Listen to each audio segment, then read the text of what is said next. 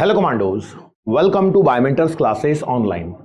So today we are here to discuss some of the questions from Rewind test series, test number 2 conducted on 12th October 2024, and the chapters covered in this test are motion in a straight line and motion in a plane, also termed as kinematics. Kinematics के नाम से भी हम इन्हें जानते हैं। तो वहीं का ये आपका पेपर है और इसमें से मैंने कुछ क्वेश्चंस आपके लिए लेके आया हूं ताकि आपको एक आइडिया मिले कि किस तरह के क्वेश्चंस आपको प्रिपेयर करने हैं, आपकी तैयारी को आपको कंटिन्यू करने के लिए आपको किस प्रकार से तैयार रहना है नीट 2025 के एग्जाम के लिए।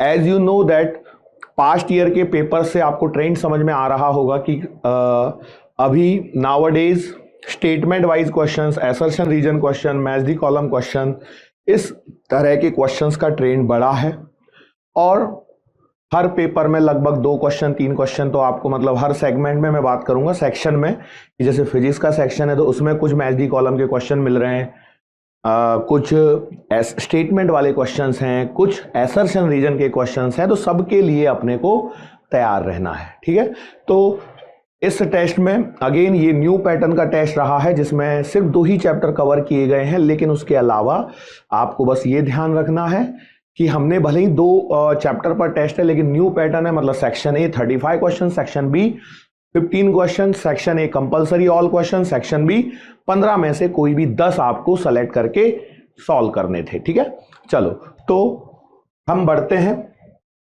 द वेरी फर्स्ट क्वेश्चन जो यहां पर आपको दिख रहा है, देखिए स्टेटमेंट बेस्ड ये सवाल है। स्टेटमेंट नंबर 1 क्या कह रहा है, देखिए ये कह रहा है कि if a particle is thrown upward then distance travelled in the last second of upward journey is independent of the velocity of the projection. ठीक है, स्टेटमेंट नंबर 1 में लिखा है कि यदि मैं किसी पार्टिकल को ऊपर थ्रो करता हूं, अपवर्ड डायरेक्शन में थ्रो करता हूं, तो वो जो पार्टिकल लास्ट सेकंड में जो डिस्टेंस ट्रेवल करता है ड्यूरिंग द अपवर्ड जर्नी, तो ये मोशन अंडर ग्रेविटी का सवाल हो गया। जैसे मैंने ये एक पार्टिकल इसको थ्रो किया ऊपर अपवर्ड डायरेक्शन में, लेट से कोई वेलोसिटी है v0 से, तो ये बोल रहा है कि जब ये ऊपर जा रहा है तो उस ऊपर जाते समय जो लास्ट सेकंड रहा होगा इसकी जर्नी का, तो वो जो डिस्टेंस ट्रैवल हो रही है वो इंडिपेंडेंट है वेलोसिटी ऑफ द प्रोजेक्शन से, मतलब आप किस स्पीड से थ्रो कर रहे हो उससे कोई फर्क नहीं पड़ता है, ऐसा ये कह रहा है स्टेटमेंट नंबर 1। तो क्या ये स्टेटमेंट सही है या गलत है? तो देखो हम जानते हैं कि जब हम पार्टिकल को ऊपर थ्रो करते हैं तो ये एक मोमेंटरली क्या होता है, रेस्ट पे आता है और उसके बाद वापस से नीचे गिरने लगता है, ये बात हम जानते हैं। अब होता क्या है बेटा, देखो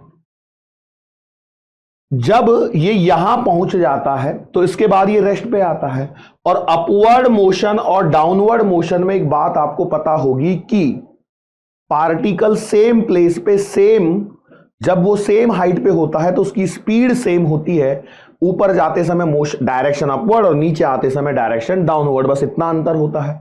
दूसरा, वो सेम टाइम में सेम डिस्टेंस ट्रैवल करता है, ये भी बात आप जानते हैं। तो जो लास्ट सेकंड होगा यहां का और जो यहां से जो पहला सेकंड होगा, उन दोनों में सेम डिस्टेंस ट्रैवल होती है। यहां से जब फर्स्ट होता है तो ये आता है बेटा हाफ GT स्क्वायर, तो हाफ इंटू 10 इंटू 1 का स्क्वायर। अच्छा, यहां पर 9.8 यदि मैं ले लूं तो एक्चुअल वैल्यू, तो ये 4.9 मीटर आता है। और देखो इन्होंने इसमें दूसरे ऑप्शन में दिया है कि in last second distance travel is 4.9 metre. अब जैसे उदाहरण के तौर पे हम 2-3 डेटा ले लेते हैं तो आपको समझ में आएगा कि जैसे मान लो मैंने यहां से 20 मीटर पर सेकंड से थ्रो किया होता तो क्या हो रहा होता, ये कितना ऊपर जाता और कब जाके रुकता, क्या होता, इसकी वेलोसिटी 0 कब होती, तो भैया इसकी वेलोसिटी 0 होती v बराबर u प्लस 80 में, ये 0 किया, ये 20 किया, ये -10 और ये, अच्छा देखो ये 9.8 वाला सवाल है, लेकिन मैं 10 से ही कर रहा हूं, तो इसको कितना आएगा बेटा, t यदि मैं निकालता हूं तो t बराबर आ गया 2 सेकंड। ठीक है, तो अब ये 2 सेकंड में कितनी डिस्टेंस ट्रेवल करेगा और उसमें से लास्ट सेकंड में कितनी करेगा, ये सवाल है। तो भैया देखो 2 सेकंड में ये कितनी डिस्टेंस ट्रेवल करेगा और लास्ट 1 सेकंड में कितनी डिस्टेंस ट्रेवल करेगा, आप इसे कैलकुलेट कीजिए। फिर एक बार आप 30 सेकंड के ले लीजिए तो t बराबर 3 सेकंड आएगा। तो अब देखो इन सारे डेटा को आप सॉल्व कीजिए तो आप पाएंगे कि दोनों स्टेटमेंट जो हैं वो ट्रू हैं। मैं फिर से बता दूं, जिनका अच्छे से पढ़ के हुआ है वो समझ गए कि बेटा जो यहां का लास्ट सेकंड और जो यहां का फर्स्ट सेकंड है उसमें डिस्टेंस ट्रैवल सेम होगी, और ऐसा होने के कारण वो जो डिस्टेंस है वो 4.9 मीटर ही आएगी, और दोनों स्टेटमेंट हमारे क्या हो जाएंगे, ट्रू हो जाएंगे। तो स्टेटमेंट 1 भी ट्रू है और स्टेटमेंट 2 भी ट्रू है, दोनों ट्रू स्टेटमेंट है। ये था एक क्वेश्चन।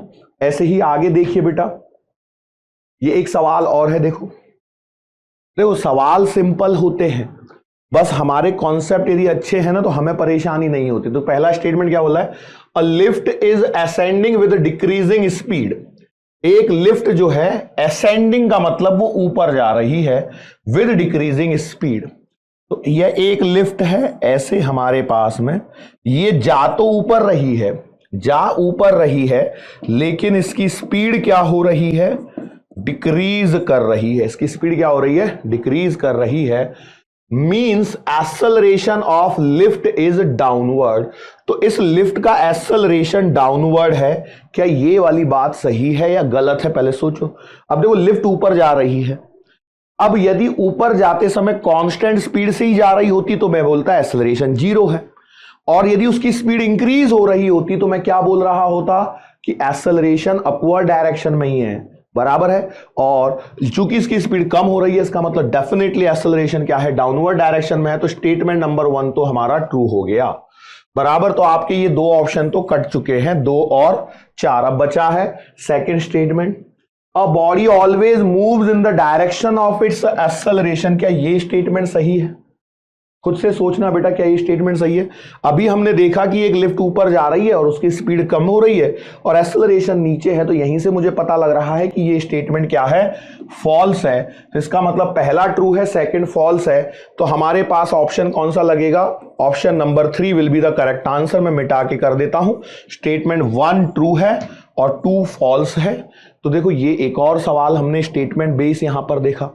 सवाल कुछ इसी पैटर्न पर, सवाल आसान रहने वाले हैं, बस आपके टाइम को बढ़ाने वाले हैं, आपके टाइम को आपसे छीनने वाले हैं। तो प्रेजेंस ऑफ माइंड, छोटी छोटी चीजें याद होना आपके लिए फायदे का सौदा रहने वाला है। आगे देखिए बेटा, यहां पर अगले सवाल को देखिए। एक सवाल दिया गया, बढ़िया सा प्यारा सा सवाल है, विच of the following is correct. कौन सा स्टेटमेंट सही है। देखो इस तरह के सवालों के बारे में भी मैं आपको बोल चुका हूं कि देखो एक चीज तो मैंने ये बोली है आपको कि पेपर में ग्राफ का एक सवाल तो मिलेगा ही मिलेगा। आप कहीं से भी ग्राफ पाए, या तो वो कोई स्टैंडर्ड ग्राफ पूछ लेगा आपसे, या फिर आपसे क्या पूछ सकता है, कोई ग्राफ फ्रेम करवा के पूछ सकता है। स्टैंडर्ड ग्राफ का मतलब कैसे कि जैसे मैग्नेटिक फील्ड है, इलेक्ट्रिक फील्ड है, ग्रेविटेशनल फील्ड है, इंटेंसिटी है, पोटेंशियल है, इनके जो ग्राफ आप देखते हैं वो हो सकते हैं। या फिर मैं आपसे कहूं कि वो ग्राफ पर बेस्ड क्वेश्चन फ्रेम कर सकता है, जो कि काइनेमेटिक्स में काफी बनते हैं। तो यहां पर देखो सवाल में क्या दिया गया, एक्सेलरेशन के देखो ऑप्शन दिए हैं, एक्सेलरेशन एक्सेलरेशन एक्सेलरेशन एक्सेलरेशन, और ग्राफ देखोगे तो v और t लिखा है। अब हमें कॉमन सेंस से सोचना है बेटा कि ये बेटा ग्राफ जो दिख रहा है ये वेलोसिटी वर्सेस टाइम का ग्राफ है। अब यदि ये वेलोसिटी वर्सेस टाइम है तो, और यहां पर ऑप्शंस में एक्सेलरेशन दिख रहे हैं, तो एक्सेलरेशन होता है आपका dv बाई dt। मतलब एक्सेलरेशन जो आपका आने वाला है वो क्या आएगा बेटा, स्लोप ऑफ vt कर्व। अब देखो कितनी बेसिक सी बात है, क्या हमें ये आती है, आनी ही चाहिए। तो अब देखो स्लोप, और स्लोप का मतलब क्या होता है, टेन थीटा। स्लोप का मतलब क्या होता है, टेन थीटा। अब थीटा की खास बात पता है क्या होती है, टेन थीटा की खास बात क्या होती है, देखो टेन 0 होता है आपका 0। फिर हम बात करें टेन 30 की, तो ये आता है बेटा 1/√3। फिर आता है टेन 45, तो बेटा ये आता है 1, फिर बेटा tan 60 डिग्री ये आता है √3 और tan 90 को हम कहते हैं क्या बेटा, इन्फिनिटी। तो यहां पर बड़ी ही इंटरेस्टिंग बात देखिए क्या है कि जैसे जैसे थीटा बढ़ रहा है वैसे वैसे tan थीटा की वैल्यू बढ़ रही है, और जैसे जैसे यदि आपका tan थीटा बढ़ेगा मतलब आपका एक्सेलरेशन भी क्या होगा, बढ़ेगा। अब ये जो थीटा लिया जाता है ये लिया जाता है पॉजिटिव एक्स एक्सिस से या टाइम एक्सिस से आप कहिए। तो यहां पर आप देखिए पैरामीटर ये ए है, ये बी है और ये सी वाला ग्राफ है। तो देखो ये बेटा आएगा थीटा सी, ये वाला आएगा थीटा बी और ये इधर वाला आएगा थीटा ए। बोलो बात सही है क्या? अरे क्लियर देख पा रहे हो?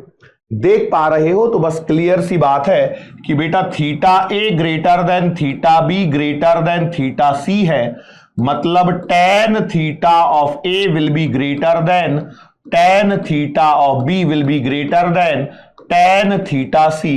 इसका मतलब acceleration of A greater than acceleration of B greater than acceleration of C. तो जो पहले है ऊपर है उसका एक्सेलरेशन ज्यादा होगा। तो अब देखो यहां पर लिखा है पहला ऑप्शन लिखा है acceleration of B is greater than A, गलत।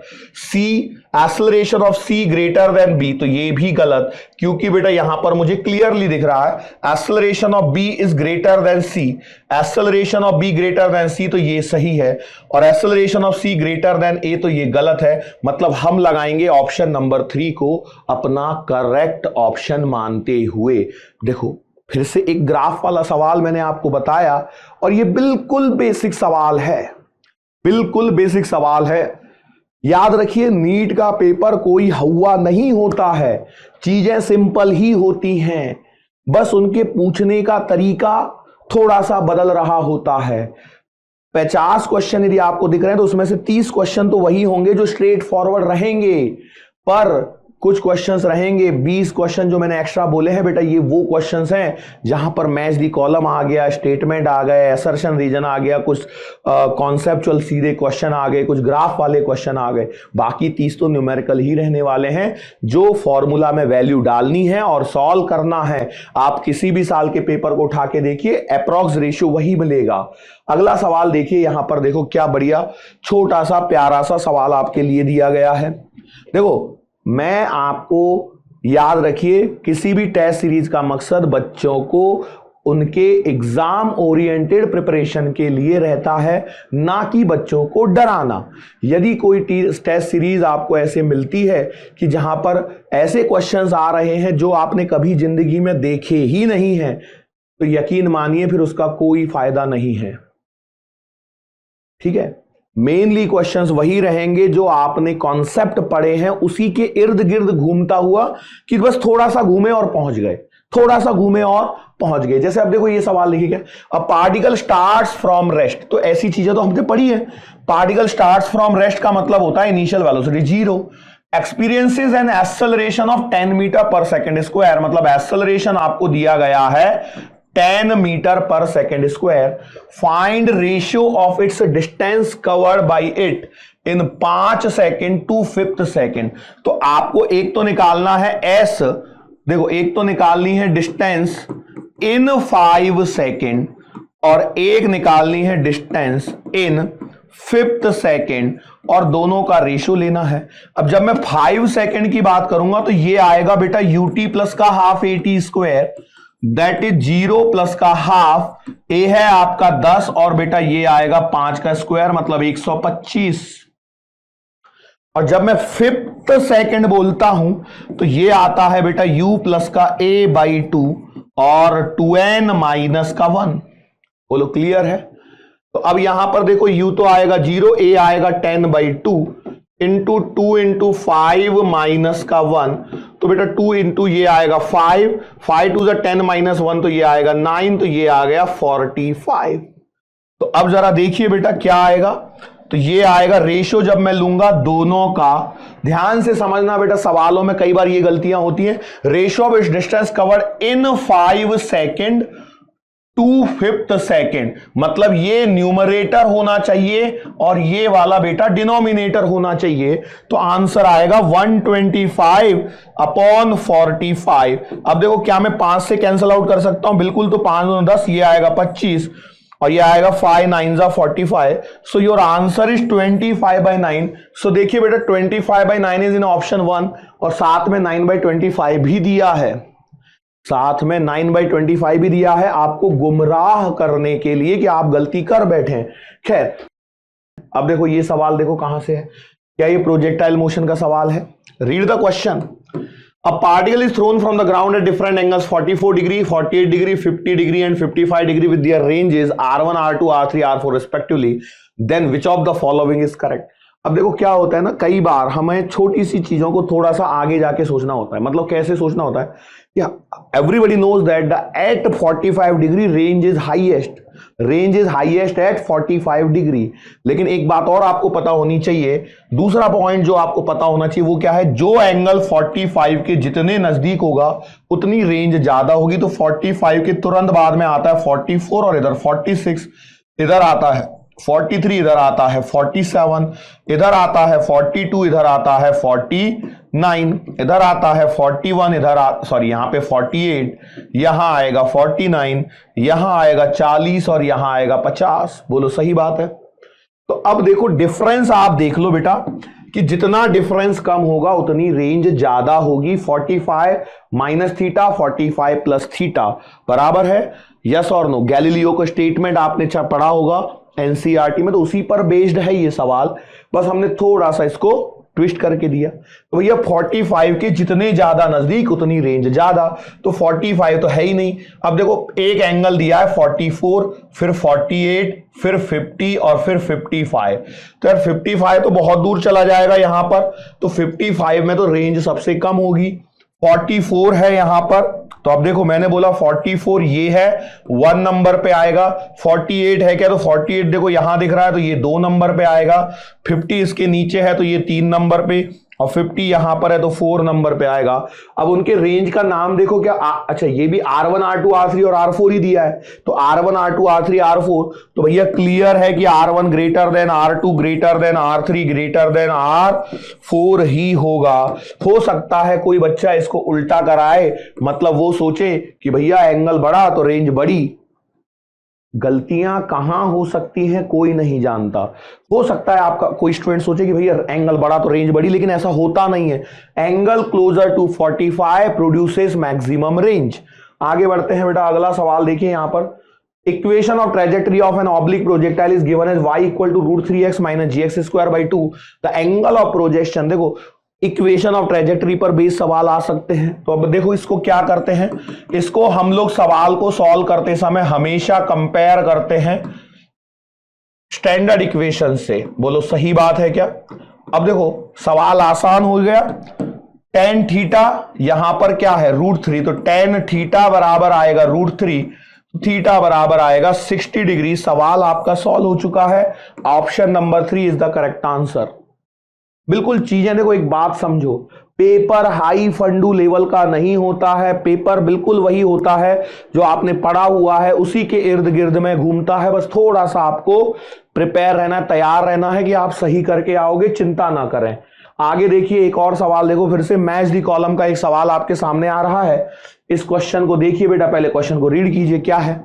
The motion of an object over time can often be communicated by graphs of its distance, velocity और acceleration with time. Different features of these graphs correspond to quantities of the motion. Match the each quantity in the column 1 with its graphical manifestation in the column 2। अब यहां पर आप देखिए कि भैया दो graph इसके बारे में बात चल रही है, तो इसमें कौन सा ग्राफ क्या होगा, ग्राफ से हमें क्या इंफॉर्मेशन मिलती है, ये आपके पास में पता होनी जरूरी है। तो भैया हम देखो सबसे पहले बात करते हैं, ऑप्शन नंबर ए में लिखा है डिस्टेंस, ये आपको विजिबल ही होगा। ऑप्शन नंबर ए में लिखा है डिस्टेंस। तो भैया डिस्टेंस कहां से आती है? तो डिस्टेंस आती है बेटा area under velocity time graph, ठीक है। डिस्टेंस आप कैलकुलेट करते हो area under velocity time graph. तो मुझे बताओ यहां पर कहां दिख रहा है ऐसा, ये डिस्टेंस ट्रेवल और ये स्लोप ऑफ डिस्टेंस गलत, स्लोप ऑफ वेलोसिटी गलत। स्लोप ऑफ वेलोसिटी से आपको एक्सेलरेशन मिलता है, मतलब डी और क्यू का मैचिंग हो जाएगा। Area under velocity time graph, तो बेटा यहां से आपका ये मिल रहा है, तो ए का आर आना चाहिए। ए का एस है तो ये वाला तो नहीं होगा, ए का आर है, ए का आर है तो ये होगा, ए का एस मतलब ये भी नहीं होगा।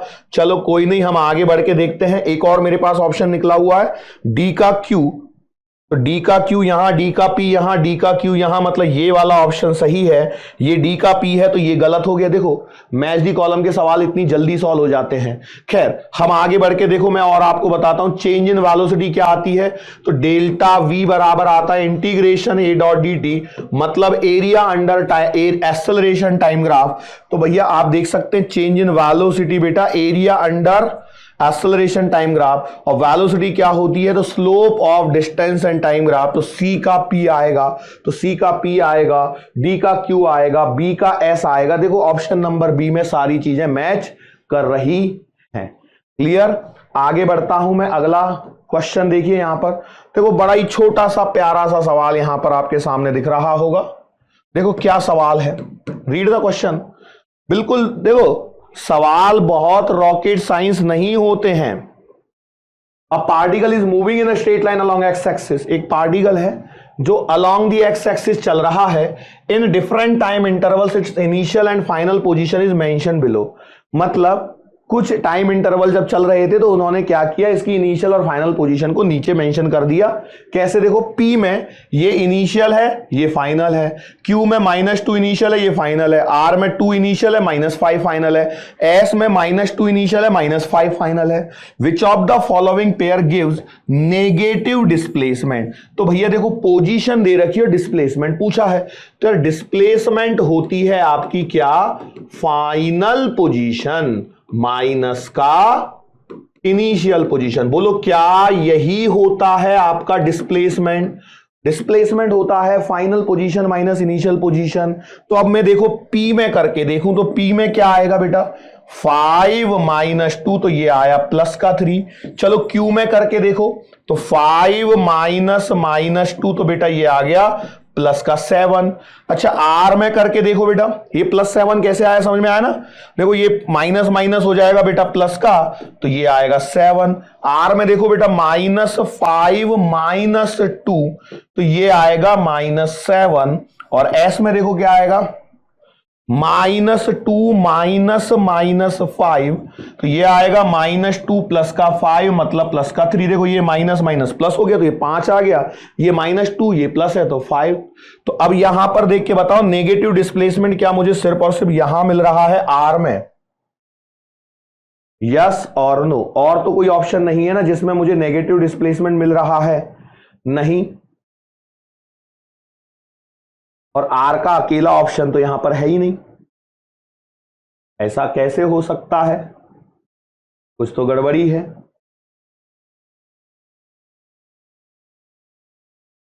-5 -2, -2 एंड -5, तो -2 कॉमा माइनस, ये उल्टा ऐसे कैसे हो सकता है, R का अकेला। वैसे देखो R वाला अकेला ऑप्शन तो यहीं दिख रहा है, पर गड़बड़ी क्यों हो रही है ऐसा, S में गड़बड़ी क्यों हो रही है, -2 एंड -5, तो -5 ओके, गलती इस वजह से हो गई बेटा, यहां ध्यान से देखिए।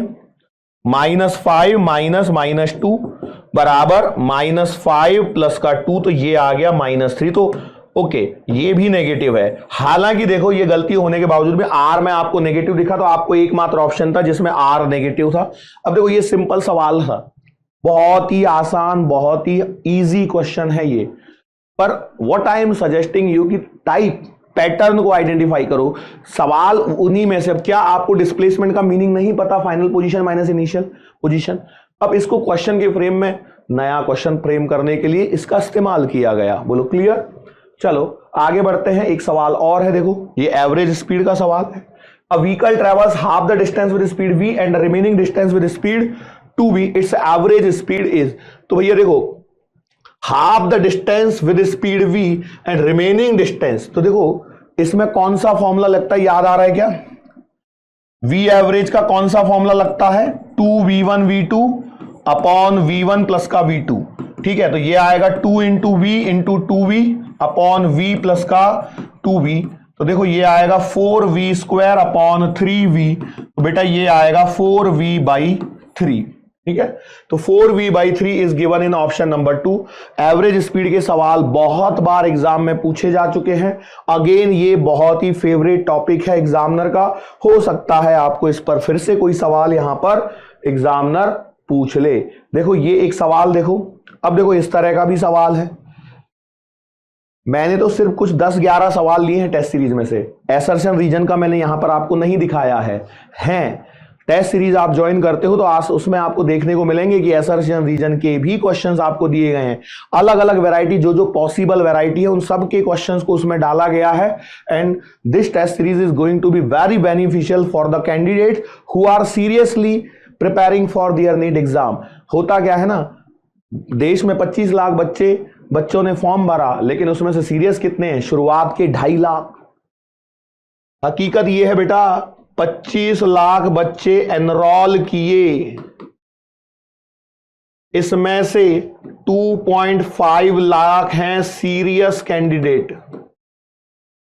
लगभग 2.5 लाख कैंडिडेट्स हैं जो सीरियस हैं और जो सच में मेहनत कर रहे हैं। मतलब ये आता है लगभग 10%। और मैं आपको बताऊं, आपकी मेडिकल कॉलेज में 48,000 सीट्स होती हैं गवर्नमेंट में, है ना। गवर्नमेंट एमबीबीएस के लिए जब हम बात करते हैं तो आपके 48,000 के आसपास सीट है।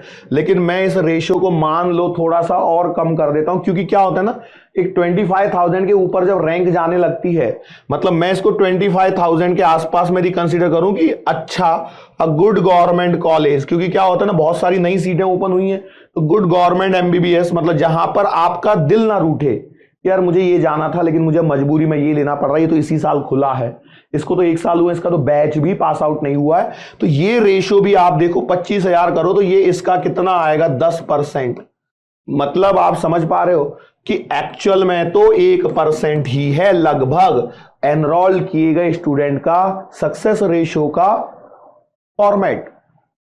मैं जानता हूं कि सीट इतनी है, प्राइवेट को मिला लोगे तो 1 लाख सीट हो जाएंगी, लेकिन प्राइवेट कॉलेज से एमबीबीएस करना हर किसी के बस की बात नहीं होती है। It's to costly. 1 CR 2 CR का खर्चा है। आप जिस दिन गवर्नमेंट एमबीबीएस कॉलेज में एक सीट एक्वायर कर लेते हो, उस दिन आपने अपने माँ बाप के 1 करोड़ रुपए तो ऐसे ही बचा दिए। ये कहिए कि आपने अपने माँ बाप को 1 करोड़ रुपए का गिफ्ट दे दिया। कौन कौन अपने माँ बाप को 1 करोड़ का गिफ्ट देना चाहता है? सो प्रिपेयर कीजिए नीट के लिए दिलो जान से। उनकी आंखों में देखिए एक बार, वो दर्द आपको दिखाई नहीं देता होगा, उनके चेहरे से आपको नहीं समझ में आता होगा, उसे फील कीजिए कि वो कितनी मेहनत कर रहे हैं आपके लिए। यदि आप मेहनत करके अच्छे गवर्नमेंट एमबीबीएस कॉलेज में पहुंच जाते हैं, गवर्नमेंट मेडिकल कॉलेज में पहुंच जाते हैं, गवर्नमेंट एमबीबीएस की सीट उठाते हैं, तो ये मान लीजिए कि वो आपके आभारी रहेंगे। क्या होता है, देखो सिंपल बात है, आप गरीब पैदा हुए, इसमें कोई आपका दोष नहीं है, लेकिन क्या आप गरीब मरना चाहते हैं? नहीं। आपको मेहनत करनी पड़ेगी आपकी अपनी जिंदगी को संवारने के लिए। कईयों को लगता होगा भाई मैं मेरे पेरेंट्स के लिए मैं क्यों पढ़ूं। अरे भैया, पेरेंट्स के लिए क्यों पढ़ूं मतलब होता है ना, एक बेटा या बेटी होने का भी तो आपका भी तो एक कर्तव्य बनता है। जैसे वो माता पिता हैं, उनका कर्तव्य है कि वो अपनी जितनी पॉसिबल हो सकते उतनी शक्ति के साथ में वो आपके लिए सारे इंतजाम करते हैं, आपको पढ़ाते हैं, लिखाते हैं, खिलाते हैं, पिलाते हैं, सब जो कर सकते हैं, त्याग करते हैं। बेटा, माता पिता त्याग की मूर्ति होती है। माता पिता त्याग का दूसरा नाम होता है। यदि आप उनकी भावनाओं को नहीं समझेंगे तो कौन समझेगा? थोड़ी ना कि शर्मा जी के फीलिंग्स को वर्मा जी का बेटा नहीं समझ सकता। समझ में आ रही है बात? ये जस्ट मैंने एक नॉमेनक्लेचर एग्जांपल के लिए लिया, लेकिन जस्ट मैं कह रहा हूं, है ना। खैर, अपने आप को संभालिए, सही ट्रैक पर लेके आइए और मेहनत कीजिए बेटा। यहां पर एक सवाल है, क्या सवाल है? देखो सवाल देखो, अच्छा सवाल है।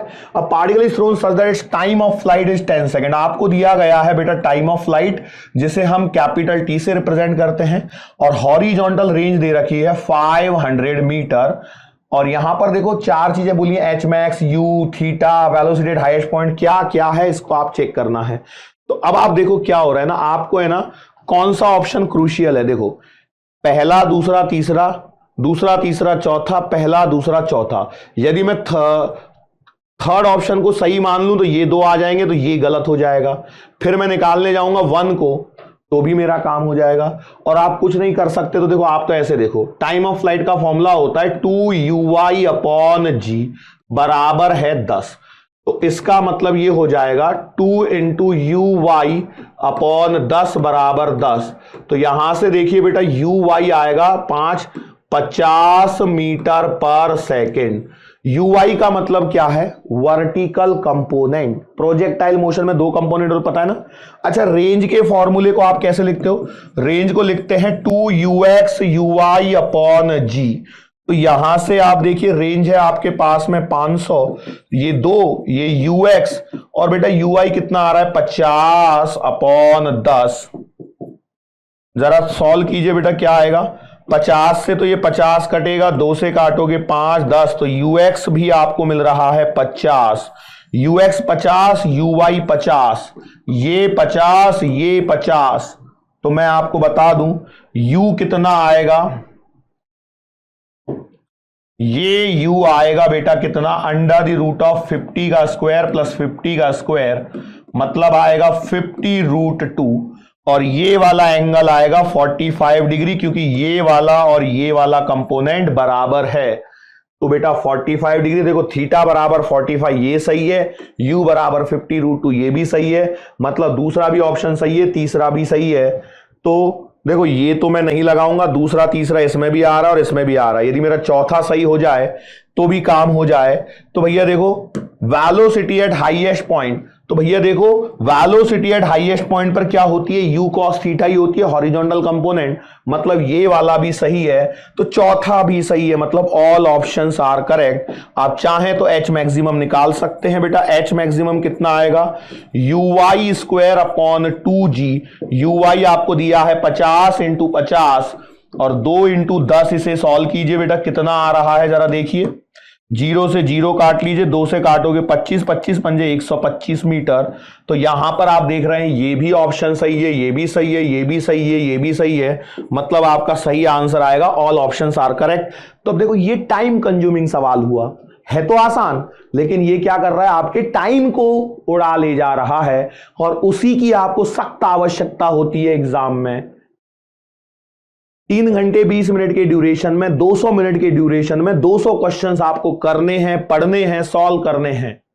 200 मिनट में 200 क्वेश्चन, तो आपके पास में अमूमन एक क्वेश्चन के लिए जो एवरेज टाइम आता है वो 1 मिनट का आता है। उस 1 मिनट में आपको क्वेश्चन को पढ़ना है, उसके बाद उसे सॉल्व करना है, और उसके बाद उसका गोला भी भरना है। लेकिन हाँ, नीट के बच्चे बायो में टाइम बचा लेते हैं और उसका यूज फिजिक्स केमिस्ट्री में करते हैं। उल्टा कहिए, केमिस्ट्री में भी कुछ टाइम बचा के फिजिक्स में उसका यूज करते हैं। लेकिन हकीकत में आपको बताऊं कि एक क्वेश्चन को आइडियली 1 मिनट ही हो रहा है, और नाउअडेज बायो का पेपर भी लेंदी होते जा रहा है। तो पेपर लेंदी हो रहा है, लेवल वहीं की वहीं है। एनसीईआरटी के बाहर बहुत कुछ नहीं आता है बेटा, एनसीईआरटी पर ही बेस्ड रहना है। लेकिन क्या होता है, कॉन्सेप्ट हमको डेवलप करने होते हैं, कुछ चीजें हमें शॉर्टकट अपने आप बनानी पड़ती हैं। कि भाई जैसे ये 2uy अपॉन g, अब ऐसा एनसीईआरटी में भले ही ना लिखा हो, लेकिन क्या हम अपने लिए तो कुछ करते हैं कि नहीं करते हैं, कि अपनी चीजें याद रखने का तरीका। यस, वही यहां पर कहानी है। तो खैर, हमने इस रिवाइंड टेस्ट सीरीज जो अपनी रिवाइंड टेस्ट सीरीज चल रही है बायोमेंटर्स की, उसमें टेस्ट नंबर 2, जिसमें 2 ही चैप्टर थे, motion in a straight line और मोशन इन अ प्लेन, जिसे हम काइनेमेटिक्स के नाम से भी जानते हैं, वहां से बेटा हमने लिया है ये आपका पेपर कवर किया है, और इसमें स्केलर वेक्टर वाले पोर्शन को भी यहां पर कवर किया गया है। ठीक है, तो उसके हैं ये क्वेश्चंस। सो उम्मीद करता हूं कि आपको ये चीजें समझ में आई होंगी, और जल्दी से ज्वाइन करें, है ना, जो सीरियस हैं, है ना। मैं तो कहता हूं ना, जो सीरियस हैं वो ज्वाइन कीजिए, जो सीरियस नहीं है उसके बारे में मैं कुछ भी नहीं कह सकता। देश की जनसंख्या जितनी बड़ी है, जितने नंबर ऑफ एस्पिरेंट्स हैं, जितने नंबर ऑफ कैंडिडेट्स फॉर्म भर रहे हैं, उनके अनुसार कहानी अलग ही है। खैर चलो, सो हम अपने आप को यहीं पे रोकते हैं बेटा। फिर से हम मिलेंगे अपने अगले टेस्ट सेशन में से कुछ क्वेश्चंस के साथ में। अगला जो रिवाइंड टेस्ट सीरीज होगी, रिवाइंड सीरीज जो चल रही है उसमें जो अगला टेस्ट होगा, टेस्ट नंबर 3 होगा, वो लॉज ऑफ मोशन इस चैप्टर पर बेस्ड होने वाला है। तो वहां से हम कुछ क्वेश्चंस को लेकर के यहां पर आपके साथ में मिलने वाले हैं। सो आज के लिए बेटा बस इतना ही। Thank you so much.